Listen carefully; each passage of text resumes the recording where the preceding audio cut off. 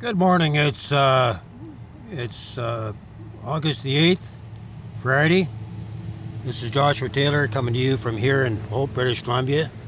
I'm just responding to a post about this coming food crisis and food storage. What you see before me is a multi-purpose unit, building that the Lord gave me years ago. The Lord trained me up in isometric geometric designs. And this is probably the best overall storage that you're going to come across. And I don't have a pointer here.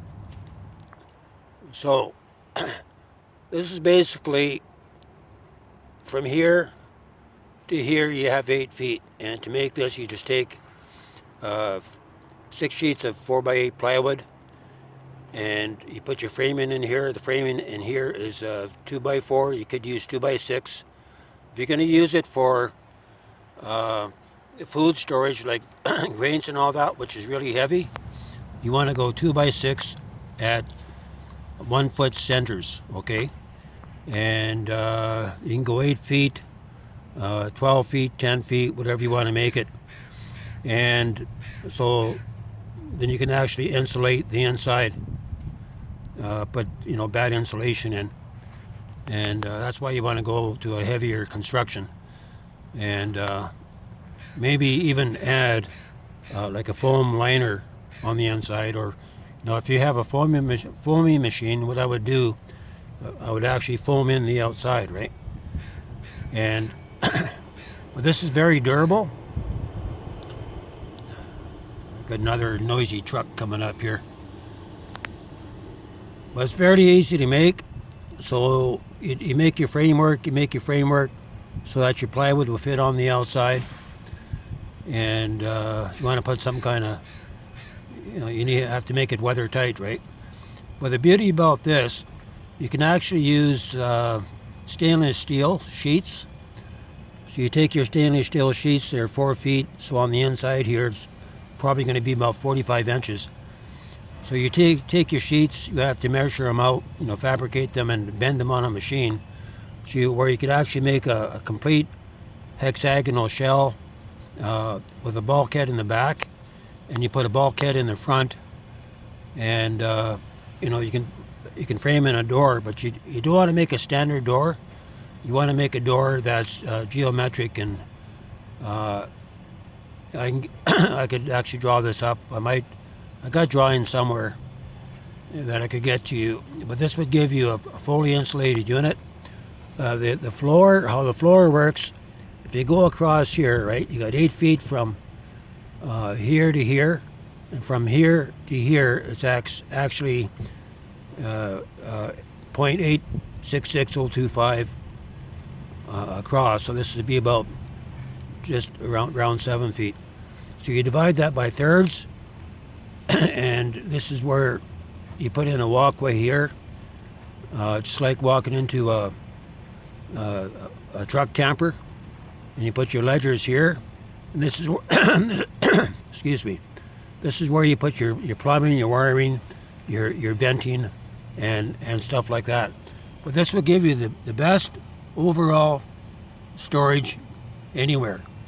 And underneath, you make a bolt frame. What's going on here?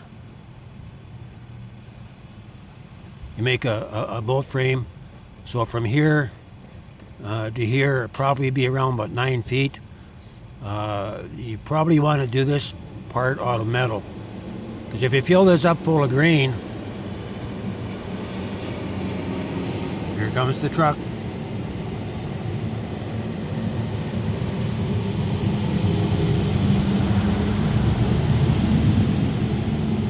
Just sitting out here outside of Save-On Foods. They have a good internet connection, and I'm just working out of my van on this, so they don't have a place to stay yet, and work's been kind of slim.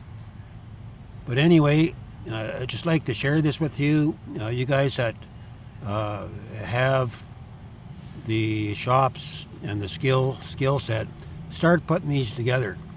And so the outside is designed to look normal.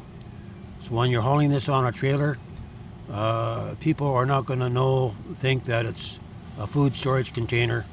It's just a storage container, right? But this can be used for many different purposes. For example, if you took out the liner and filled this in with cedar and put a floor across, you would have the perfect sauna. And you could actually have your floor the same. This would become your benches, and but you would have the perfect sauna. And compared to showers, saunas are a lot better. So this would be a sauna for like a whole family, right? Okay, I'm just going to get this out. This is just a quick resume of some of the work that I have, but as far as your food, you're storing your grains and all that, you can actually put it in by sacks, or you could use the those water lines that they bury. I think they're green or blue pipes. They're about 3/8 plastic. They're high grade material, so you can actually take them and cut them to lengths, put a cap in one end and then put another cap on the other end that opens up. And I still have to look into it, but I think they do have caps that do open up, and you can make them 4 feet long, 8-inch diameter, and you could fill this whole thing up with these units. They're right to the top, and you can have them color coded so you know what is what. You could put a valve in top of the caps where you could actually fill the grain full of nitrogen and stuff like that, or you could bury them in the ground. Just make a post hole and bury it in the ground for future use, and just have a GPS marker or like a rope that would come out of the ground so you know where it's at. But the time we're coming into, food's going to be critical. It's going to be critical. Okay, this video is getting a little bit too long here. I'm going to end it here.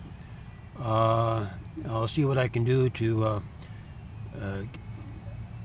take these plants and modify them for